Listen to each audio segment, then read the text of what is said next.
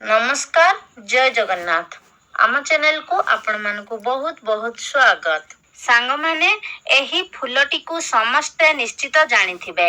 एहाकु मंदार फूल बोली कहा जाए एवं एहाकु जबा कुसुम मध्य कहा जाए। एहा अत्यंत सुंदर फूल अटे। एहाकु आमे देवादेवी को समर्पण करिथाउ। आजी ए भिडियो रे मु एही फूल विषय रे किछि गुरुत्वपूर्ण कथा कहिबी। निज फायदा पाई एही भिडियो को शेष पर्यंत निहाती देखंतु एवं महादेवंक भक्तगण चैनल टी को सब्सक्राइब करी भिडियो को गोटे लाइक निहाती करि दियंतु। एही भिडियो टी देखिबा परे आपण बुझी जिबे जे ए गछटी आम पाई ईश्वरंक वरदान अटे।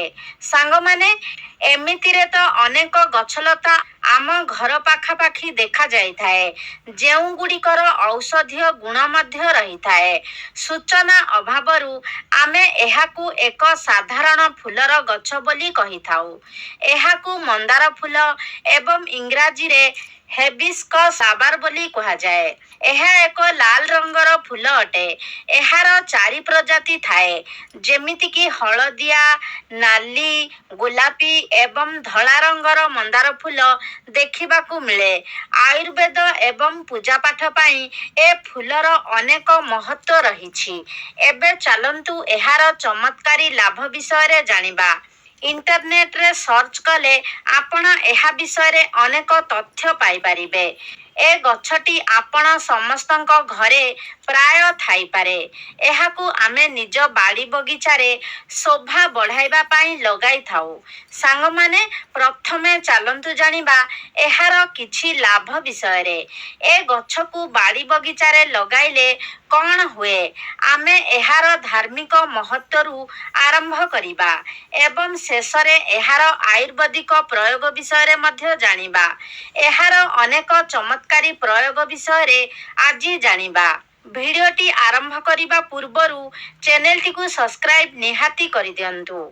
सांग माना जाए कि एही गछ जेउ स्थान रे लगा जाए सेठारे सकारात्मक ऊर्जार संचार होई थाए। से स्थान रे जेउ नकारात्मक ऊर्जा थाए मंदार गछ ताहाकू दूर करि दिए। घरे एही गछ लगाइबाकू अत्यंत शुभ एवं मंगलकारी माना जाए। जेउ लोकर कुंडली रे सूर्य देवंकर खराब प्रभाव पड़े सेमानकू एही फूलर गछ लगाइबा उचित। सूर्य कमजोर हेले व्यक्ति डरुआ स्वभावर होई थाए। मनुष्य भितरु साहस सरी जाए। मनुष्य को कार्य सफलता प्राप्त होई न थाए। व्यक्ति को धन हानि मान हानि हेबा सह चर्म रोगर शिकार हेबाकू पड़ी थाए। एही सबु लक्षण को देखी आपण जानि परिबे जे आपण को सूर्यंकर खराब प्रभाव पड़ुची बोली। सेमिति किछि हेले आपण निज घरे ए गछ को लगांतु। सांग माने एहा छड़ा जदि आपणक उपरे मंगल दोष रहिछि तेबे ज्योतिष शास्त्र अनुसारे एही गछटी लगाइले आपणक मंगल दोष कटि जिव। मंगल जनित सबु दुष्प्रभाव दूर होई जिव। सबु किछि जानिबा पाई भिडियोटी को शेष पर्यंत निहाती देखंतु कारण अधा ज्ञान शुभ फल परिवर्ते अशुभ फल प्रदान करे एवं पापर भागीदार बनाई थाए। अधा अधूरा ज्ञान भयंकर होई थाए। ए भिडियोटी आजी नहेले काली आपणक कामरे लागिब। ए सबु तथ्य केबे व्यर्थ जाए नाही। सांग माने एबे चलंतु जानिबा आयुर्वेद रे एहार प्रयोग विषय रे। ए गछर केउ केउ अंश आयुर्वेद रे प्रयोग करा जाई थाए। केउ रोग रे एहा कामरे आसी थाए। एही गछर पत्र पेट दरज पाई औषध रूप रे व्यवहार करा जाए। एहार सुखिला पत्र को पानी रे फुटाई चा भली पीले पेट बथारू मुक्ति मिले। पेटर कृमि मध्य मरी जाए। एहा आयुर्वेद रे लेखा अछि। एहा मध्य लिखित अछि जे एहा पेटर स्टोन होइथिबा लोकंक पाई रामबाण औषध अटे। जदि आपण लंबा समय धरी किडनी स्टोन पाई मेडिसिन खाउचंती କୁହାଯାଏ କି ଏହା ସେ ରୋଗକୁ ଠିକ୍ କରିଥାଏ। ଏହି ଗଛର ପତ୍ର ଫୁଲକୁ ମେଡିସିନ ଭଳି ବ୍ୟବହାର କଲେ ଏହା କିଡନୀ ଷ୍ଟୋନ୍ ରୋଗକୁ ମଧ୍ୟ ଭଲ କରିପାରେ। ଯଦି ଆପଣ ଲମ୍ବା ସମୟ ଧରି କିଡନୀ ଷ୍ଟୋନ୍ ରୋଗରେ ଶିକାର ହୋଇଛନ୍ତି, ତେବେ ଏହି ଫୁଲ ଓ ପତ୍ରର ଗୁଣ୍ଡ ବଜାରରେ ଉପଲବ୍ଧ ଅଛି। ହିବିସ୍କସ୍ ପାଉଡର ଆପଣ ନେଟ୍‌ରେ ସର୍ଚ୍ଚ କରି ଜାଣିପାରିବେ। ଏହା ଛଡ଼ା ଆପଣ ଚାହିଁଲେ ଏ ପତ୍ର ଓ ଫୁଲକୁ ଶୁଖାଇ ଗୁଣ୍ଡ କରି ରଖିପାରିବେ। ଏହାପରେ ଏହି ଗୁଣ୍ଡକୁ 2 ଚାମଚ ହାଲକା ଗରମ ପାଣି ସହ ଖାଇପାରିବେ। ନହେଲେ ଆପଣ 2 ଗ୍ଲାସ ପାଣି ଏବଂ 1 ଚାମଚ ଏହି ଗୁଣ୍ଡକୁ ନେଇ ଫୁଟାନ୍ତୁ ଏବଂ ଯେତେବେଳେ ଏହା 1 ଗ୍ଲାସ ପାଣି ହୋଇଯିବ, ତାହାକୁ ଛାଣିକି ପିଅନ୍ତୁ। ଏହା ଆପଣ ଖାଲି ପେଟରେ ବ୍ୟବହାର କରିପାରିବେ। ଏହାକୁ 15 ଦିନ କଲେ ଆପଣ ଷ୍ଟୋନ୍ ରୋଗରୁ ମୁକ୍ତି ପାଇଯିବେ। ଏହା ଶରୀରରେ ଆଇରନ୍‌ର କମିକୁ ମଧ୍ୟ ଦୂର କରେ। ଆପଣମାନେ ବହୁତ ଲୋକ ଥିବେ ଯେଉଁମାନେ କି ଶରୀରରେ ଆଇରନ୍ ବୃଦ୍ଧି ପାଇଁ ମେଡିସିନ ଖାଉଥିବେ। ଯଦି ଆପଣ ଏହି ପତ୍ର ଓ ଫୁଲର ଚା ବନାଇ ପିଇବେ, ତେବେ ଆପଣଙ୍କ ଶରୀରରେ ଆଇରନ୍‌ର କମି ଦୂର ହୋଇଯିବ। ଏଥିରେ ଗୁଡ଼ ମିଶାଇ ପିଇପାରିବେ। ଅନ୍ୟ କିଛି ମିଶାଇବା ଜରୁରୀ ନୁହେଁ। ଆପଣ କ'ଣ କରିବେ ନା, ଏହି ଫୁଲକୁ ପାଣିରେ ଫୁଟାଇ ଅଳ୍ପ ଗୁଡ଼ ମିଶାଇ ଚା ଭଳି ପିଇବେ। ଏହା ଶରୀରରେ ରକ୍ତ ଆଇରନ୍‌ର କମିକୁ ଦୂର କରିବ। ସାଙ୍ଗମାନେ, ମା ଦୁର୍ଗାଙ୍କୁ ମନ୍ଦାର ଫୁଲ ଅତ୍ୟନ୍ତ ପସନ୍ଦ ହୋଇଥାଏ। ଏହା ସହ ହନୁମାନଙ୍କୁ ମଧ୍ୟ ମନ୍ଦାର ଫୁଲ ଅତ୍ୟନ୍ତ ପ୍ରିୟ ହୋଇଥାଏ। ଲାଲ ରଙ୍ଗର ହୋଇଥିବାରୁ ଏହା ମା ଦୁର୍ଗାଙ୍କୁ ଅତ୍ୟନ୍ତ ପ୍ରିୟ ଅଟେ। ନବରାତ୍ରି ସମୟରେ ମନ୍ଦାର ଫୁଲର ଅନେକ ଚମତ୍କାରୀ ପ୍ରୟୋଗ କରାଯାଇଥାଏ। ଏହା ମା ତାରିଣୀଙ୍କୁ ମଧ୍ୟ ଅର୍ପଣ କରାଯାଏ। ବିଶେଷ ମନୋକାମନାର ପୂରଣ ପାଇଁ ଏହି ଫୁଲକୁ ମା ଲକ୍ଷ୍ମୀଙ୍କୁ ଅର୍ପଣ କରାଯାଇଥାଏ। ସୁଖ ସମୃଦ୍ଧି ପାଇଁ ଏ ଫୁଲକୁ ଦେବୀମାନଙ୍କୁ ଅର୍ପଣ କରାଯାଏ। ମଙ୍ଗଳ ଗ୍ରହ ଲାଲ ରଙ୍ଗର ଏବଂ ଏ ଫୁଲ ମଧ୍ୟ ଲାଲ ରଙ୍ଗର ଅଟେ। ଯେଉଁ ବ୍ୟକ୍ତିର କୁଣ୍ଡଳୀରେ ମଙ୍ଗଳ ଦୋଷ ଥାଏ, ବିବାହରେ ଡେରି ହେଉଥାଏ, ରକ୍ତ ସମ୍ବନ୍ଧୀୟ ଏବଂ ଚର୍ମ ରୋଗ ହୋଇଥାଏ କିମ୍ବା ବାହାଘର ପରେ ନିଜ ଜୀବନସାଥୀ ସହିତ ସମ୍ପର୍କ ଖରାପ ହେବାକୁ ଲାଗେ, ଏହିସବୁ ମଙ୍ଗଳ ଦୋଷ କାରଣରୁ ହୋଇଥାଏ।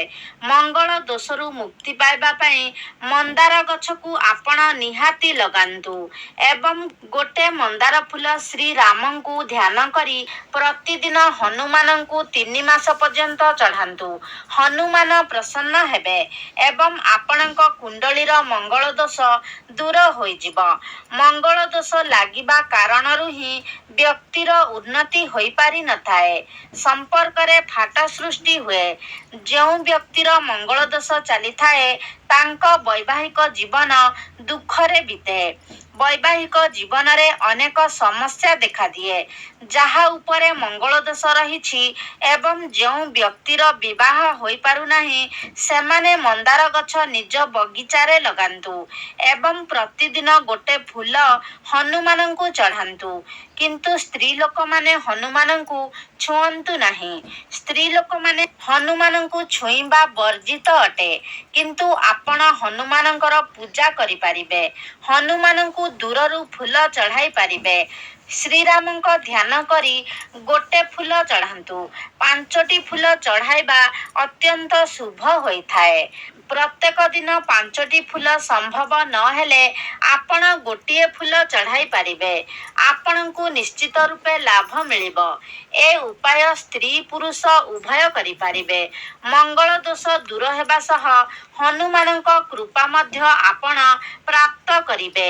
ଯେଉଁ ଲୋକ ପ୍ରତିଦିନ 3ଟି କିମ୍ବା 5ଟି ଫୁଲ ହନୁମାନଙ୍କୁ ଚଢ଼ାଏ, ତାହାକୁ ଅଷ୍ଟସିଦ୍ଧି ନବନିଧିର ପ୍ରାପ୍ତି ହୋଇଥାଏ ଏବଂ ହନୁମାନ ଆପଣଙ୍କ ଜୀବନରେ ଚାଲିଥିବା ସମସ୍ତ ସମସ୍ୟାର ସମାଧାନ କରିଦେବେ।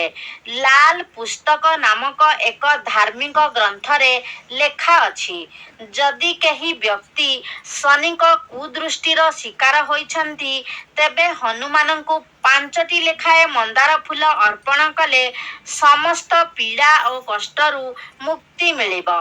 ଏବେ ଚାଲନ୍ତୁ ଜାଣିବା ଗୁରୁବାର ଦିନ ଏ ଫୁଲର କି ଉପାୟ କରିବେ। ଯଦି ଆପଣଙ୍କର କିଛି ବିଶେଷ ମନୋକାମନା ରହିଛି ତେବେ ମନୋକାମନା ପୂର୍ତ୍ତି ପାଇଁ ଗୁରୁବାର ଦିନ ମା ଲକ୍ଷ୍ମୀଙ୍କୁ 21ଟି ମନ୍ଦାର ଫୁଲର ମାଳ ଚଢ଼ାନ୍ତୁ। ସନ୍ଧ୍ୟା ସମୟରେ ମା ଲକ୍ଷ୍ମୀଙ୍କ ନିକଟରେ ଘିଅର ଦୀପ ଜଳାଇ ବିଶେଷ ମନୋକାମନା ପୂର୍ତ୍ତି ପାଇଁ 21ଟି ଫୁଲର ମାଳ ଚଢ଼ାନ୍ତୁ। ଆପଣଙ୍କ ମନୋକାମନା ନିହାତି ପୂରା ହେବ। କେବଳ 3ଟି ଗୁରୁବାର ଏମିତି କଲେ ସବୁ ମନସ୍କାମନା ପୂରା ହେବ।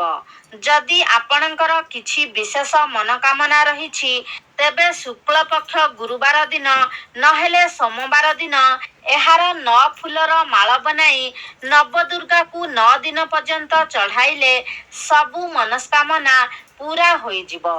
ଏହା ଥିଲା ମନ୍ଦାର ଗଛ ବିଷୟରେ କିଛି ସୂଚନା।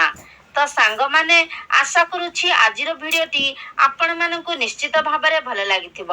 ଯଦି ଭଲ ଲାଗିଛି ତାହେଲେ ଲାଇକ୍ କରନ୍ତୁ, ସେୟାର କରନ୍ତୁ। ଆମ ଚ୍ୟାନେଲକୁ ଯଦି ସବସ୍କ୍ରାଇବ୍ କରିନାହାନ୍ତି ତାହେଲେ ସବସ୍କ୍ରାଇବ୍ କରିଦିଅନ୍ତୁ ଏବଂ କମେଣ୍ଟ ବକ୍ସରେ ଭକ୍ତି ଓ ଶ୍ରଦ୍ଧାର ସହିତ ଜୟ ମା ଲକ୍ଷ୍ମୀ ନିଶ୍ଚୟ ଲେଖନ୍ତୁ।